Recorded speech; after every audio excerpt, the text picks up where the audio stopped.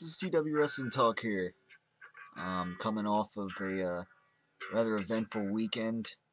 Um, we had Elimination Chamber this past Sunday. We had an interesting Monday Night Raw, particularly with the new WWE Championship title belt unveiled this past week on Monday Night Raw. But first of all, I want to start with the events that happened at Elimination Chamber, generally speaking, the aftermath. Um, but before that, I unfortunately did not get to see the pay-per-view. Very disappointed. The reason being, I go with a few of my friends to our the Hooters in our area that every pay-per-view they show them for free, and it's that's the only reason we really care to go there, but for the most part. But um so this time we get there and the parking lot's a little slim looking. I'm thinking, wonder what where the people are. So we get in, and the lady, the host or whatever, hostess, tells us that they didn't get the pay-per-view. And here I'm having one of those, if you've ever seen National Lampoon's Vacation, when they get to when Chevy Chase and they get to Wally World and they see the parks closed, it gave me that kind of feeling, Exactly. And so we asked them, why they didn't have it again, and she just said that they didn't order it. And we kind of just got done asking why they didn't order it, and so we left, like probably many other people did, because it was a ghost town in there, whereas Royal Rumble, it was packed house. We had to stand, I remember Royal Rumble, we had to stand for a half hour until we could even get a seat, which we had no problem doing. But anyways, so I didn't get to see the pay-per-view, and I was disappointed in that. But eventually I'll go back and check out the matches, such in particular the Shield, who came up with a big unsurprising win, or I mean a big surprising win, unsurprising. Um, I was I was glad to see them win. Although I was under the impression the match was going to be in the chamber itself. The first and I guess I falsely said on my last segment that it was going to be that. I was under the impression that it was. That's what I had heard, but I guess it wasn't in the chamber anyways. But bottom line is the Shield got the win. So that was that I was glad that they had a good chance to kind of keep them looking really strong, and certainly they did. And on Raw the next night, um, Jericho kind of takes Cena's place, and they have they set up a match, somewhat nicely, I guess. Set up another match, and the Shield walks out victorious. So a strong showing from the Shield over the past 48 hours. So yeah, I mean, it's good stuff. I like what they're doing with the Shield. Um, you know, it, that's all I can really say. They're doing a good job with the Shield, and you can't complain with what they're doing with the Shield. Um, what else? I mean, The Rock had, he retained his title. I figured that was most likely to happen. Um, it was interesting how it was funny how notable how when CM Punk apparently stole the Rock Bottom on the announce table, um, it actually didn't break, whereas last time the Rock attempted the Rock bottom CM Punk on the announce table, and before he could even get him up, it just abruptly broke. So it's kind of funny how this time CM Punk, you know, does the rock bottom on the table, and it doesn't break. So I guess good job there, WWE, on making sure your announce table was sturdy. Although you might have made it, more sturdy than it was, expected of. So, but anyhow, so that was predictable. Not in a bad way, but um, it was from what I've heard, from what I saw in highlight pictures and whatnot. It was they at least seem to have made it interesting. Again, I can't really critique the matches themselves and whatnot, I, as I didn't get to see the pay-per-view. But from the aftermath, it sounds like it was a generally good pay-per-view. Decent pay-per-view. I it's funny how they kind of they throw Dolph Ziggler in this impromptu match against Kofi Kingston for not much of a point, and they don't have him cash in on Alberto Del Rio, and how Alberto Del Rio somehow earned enough credibility to be booked to beat Big Show all these times. But that's WWE's problem there. That's their fault that they have one of the worst world champions in quite some time.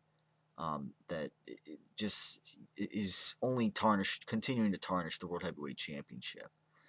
Um, and we had but other than that, we had speaking of that, we had a surprise Jack Swagger win of the Elimination Chamber for SmackDown, for the number one contender to face that World Heavyweight Champion Alberto Del Rio at WrestleMania, um, which I think is most likely what's going to go down. Although we did see an attempted cash in by Dolph Ziggler, but the match didn't start. It was kind of funny how the ref just kind of stood there as if he didn't know what to do.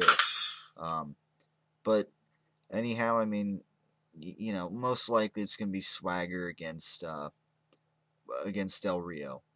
My kind of issue with that is that I mean, I see I see where they're going with Swagger. They want to push him to the top again, but I don't quite think that he did a whole lot to earn that renewed push again. I mean, if it were later in the year, maybe, but they had this new storyline with this Zeb guy, and now it's turning into this America, this illegal immigration story, and he's facing a Mexican World Heavyweight Champion.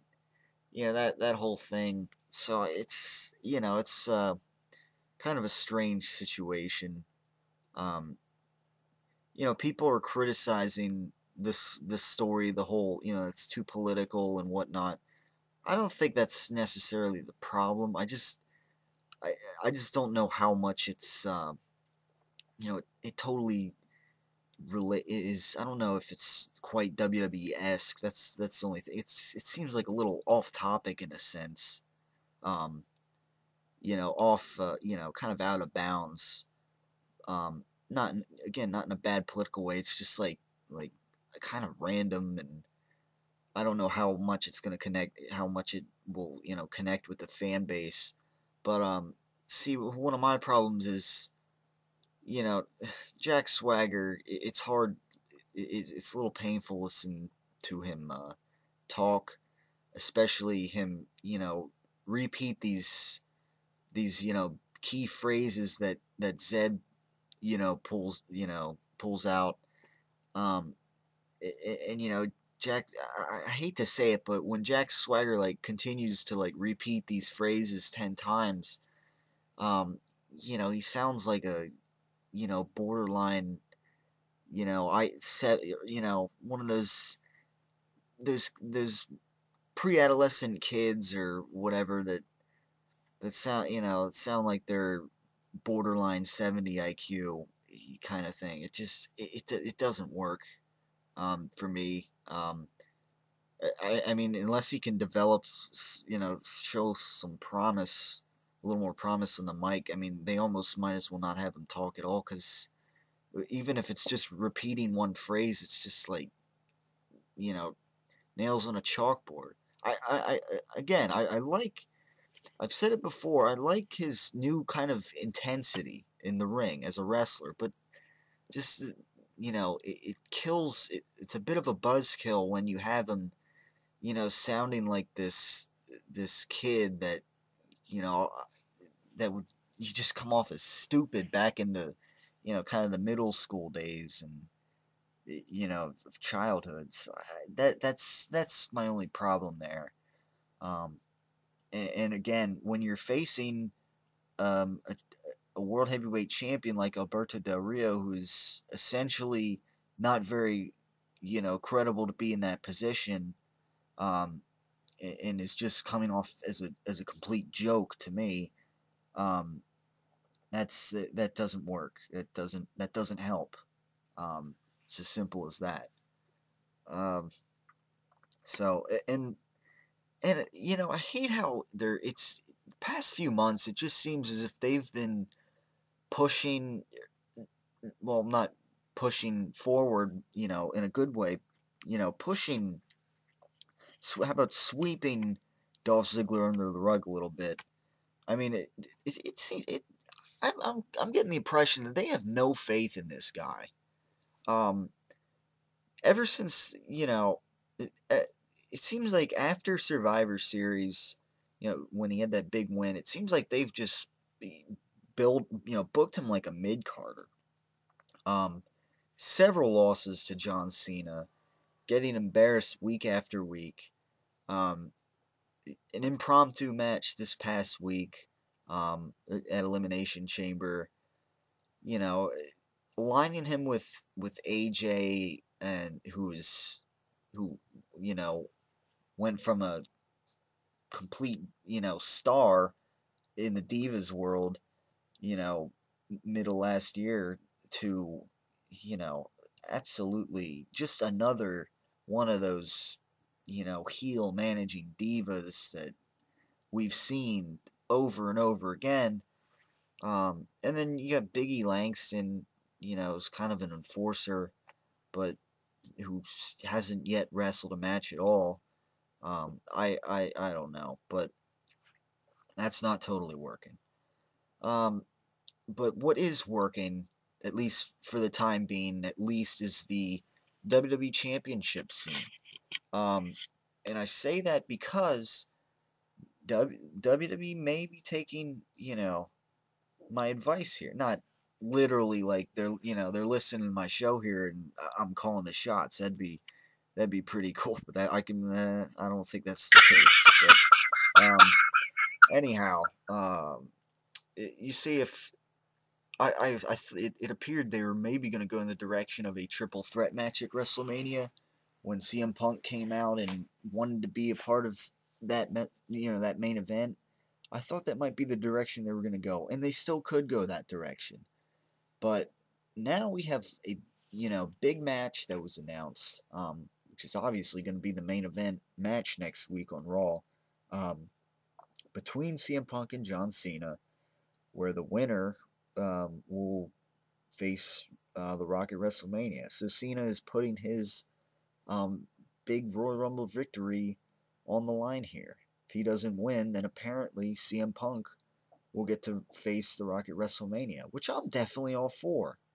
Even though it's going to be I mean, even though it's going to be predictable, um, I wouldn't mind seeing CM Punk regain be the guy that regains the champion, just because I've said it before, and I'll continue to say it.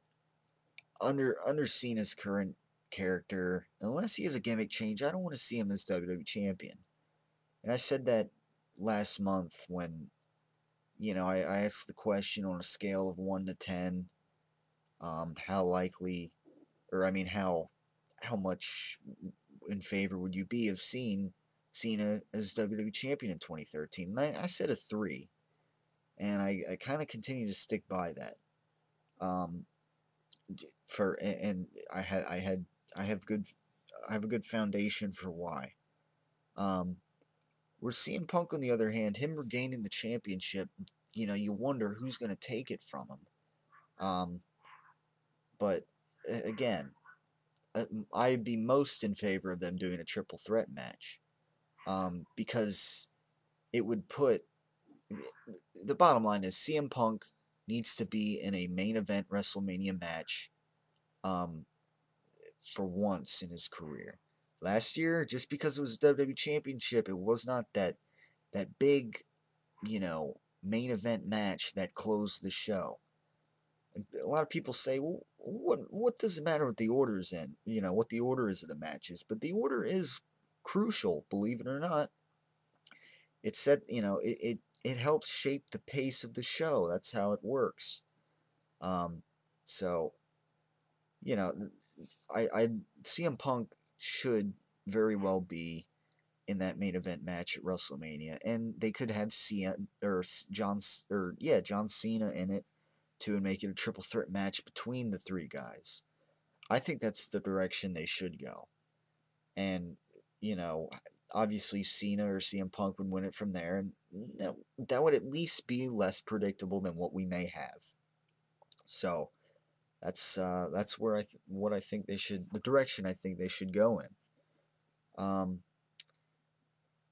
it'll be again it'll be interesting to see. I mean, it seems like for the first time in a long time, they announced on Raw a match that was going to take place in the next week on Raw. They don't do too much of that. It's I'm glad that they did something like that because it usually seems like they just throws all the shows together when they don't do some kind of planning ahead. So that was a good thing that they did. Um, as, Lastly, as far as the new WWE Championship design, which I'm I'm glad they did that. That is also now throwing in an interesting element into this story. You have John Cena looking like he was ticked off. Um, he was not happy looking that The Rock changed the belt with this new design. So that was interesting. And I'm interested in seeing like if next week John Cena comes out or calls out The Rock at some point and says how he's not in favor of that. How maybe seen him take offense to it or something. Um, so that also throws in an interesting element into it. And then when CM Punk attacked John Cena from behind after he came out looking disappointed, CM Punk kind of tossed the old belt, well, what is now the old belt, onto the ground and pointed to The Rock's new championship, saying how he wanted that one. So that's a new interesting element in this storyline, certainly. Um, but again, as far as the belt design, the new belt, and whatnot, what it means for WWE and everything. I'm glad that they finally introduced a new belt. Um, as far as how I would grade the appearance, I'd grade the appearance a B minus, like an 80%, borderline C plus. It's a little plain looking, I think. That's a little kind of square, some empty space, just a little plain looking. That's maybe it'll grow on me, maybe it'll grow on everybody. But I think when you compare it to, the undisputed championship back in the day and, the belt they had during the Attitude Era, it kind of pales in comparison, I think, a little bit to those belt designs. I think those were some pretty darn good designs. It looked like a great championship belt you'd want to win. But this one, for now, it's not too bad. It's a nice, refreshing change, um, and I think that's the more important thing about it. Interestingly, it had rock-themed sidebars with the Brahma Bull symbols on the sidebars.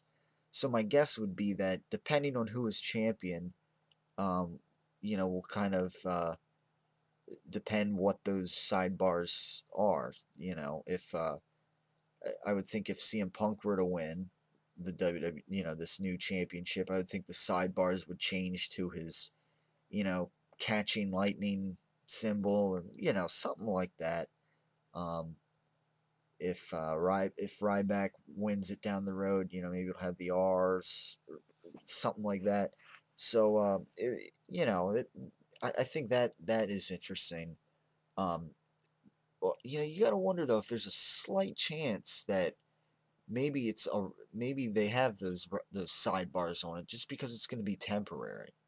But I doubt that. I think again that they're going to use those sidebars, depending on who is champion.